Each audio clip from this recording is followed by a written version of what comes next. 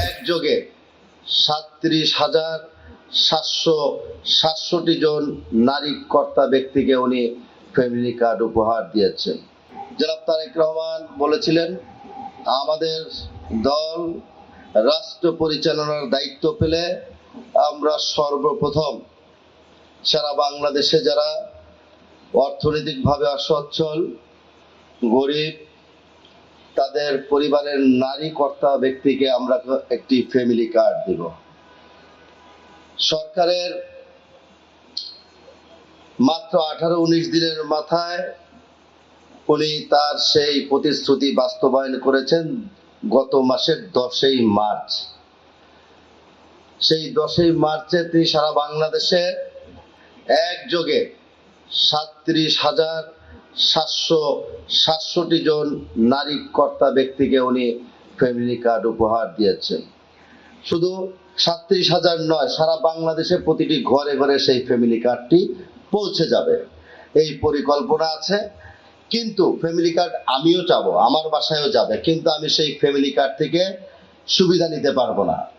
এখানে যারা উপস্থিত বসা সবাই পাবে, আপনারা যারা আছেন সবাই পাবেন, কিন্তু ফ্যামিলি কার্ড দিয়ে যারা অর্থনৈতিকভাবে সচ্ছল, যারা ভালোভাবে চলাফেরা করতে পারে বা যাদের কোনো অভাব অনটন নেই, তারা সেই ফ্যামিলি কার্ড থেকে বেনিফিট পাবেন না। যারা অর্থনৈতিকভাবে অসচ্ছল, গরিব, তারা বেনিফিট পাবে। অর্থাৎ জনগণকে দেওয়া একটা সম্মান, সেই কার্ড স্বরূপ আপনি একটা পাবেন। পাশাপাশি সেটি বাস্তবায়ন হয়েছে। সেই প্রোগ্রামের উদ্বোধন হয়েছিল 10 তারিখে। সেই প্রোগ্রামে আমি একজন ঢাকা উত্তর সিটি কর্পোরেশনের প্রশাসক হিসেবে মাননীয় প্রধানমন্ত্রী ওনার পাশে আমাকে রেখেছিলেন মঞ্চে, এবং উনি বিশ্বাস করে ভালোবেসে ঢাকা 15 আসনের জন্য উনি স্পেশালি ঢাকা বিভাগের মধ্যে 17 আসন এবং এই 15 আসনকে কিনে ফ্যামিলি কার্ড দিয়েছেন। দ্বিতীয় দফায় সকালে উদ্বোধন, মাননীয় প্রধানমন্ত্রী ওখান থেকে একযোগে উদ্বোধন করলেন।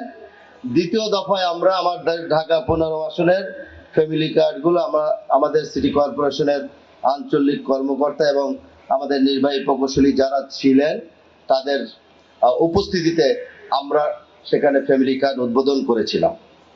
আমাদের যেই কথাগুলো দিয়েছি আমরা সেগুলোকেই বাস্তবায়ন করছি।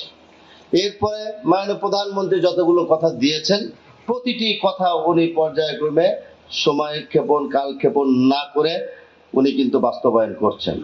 আজকে যেখানে দাঁড়িয়ে আছি, এই জায়গায়, এই আসনে আমি নির্বাচন করেছি।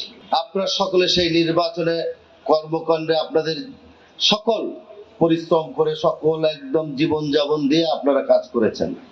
জনগণ ভোট দিয়েছে, হয়তো আমি একজন ব্যর্থ প্রার্থী, আমি সেই ভোটটাকে হেফাজত করতে পারিনি কিংবা রক্ষা করতে পারিনি।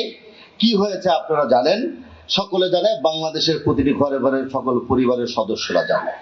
তারপরেও মাননীয় প্রধানমন্ত্রী তার বিশ্বাস, নগর উন্নয়নে আমার প্রতি আস্থা রেখে আমাকে একটা বড় দায়িত্ব দিয়েছে।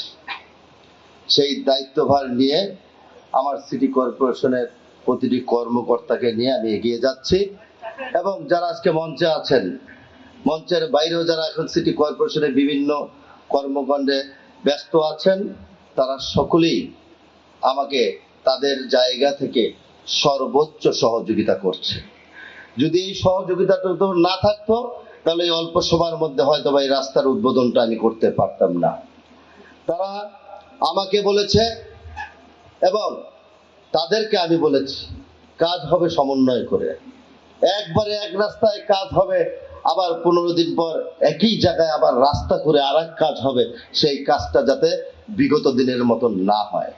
শুধু অর্থ লুপাট আর জনগণের অর্থের অপচয় আমি করতে চাই না। আমরা একসাথে প্রতিদিন ডিপার্টমেন্টাল যেই কর্মকর্তারা আছে, ধাপে ধাপে আমরা প্রতিদিন সকালে আমাদের প্রথম শুরু হয় তাদের সাথে মিটিং এবং মনিটরের মধ্য দিয়ে আমাদের গতকালকের কর্মকাণ্ড কি আছে, আগামী দিনে কি করব, সেই কাজগুলো নিয়ে আমরা সকলে ব্যস্ত থাকি।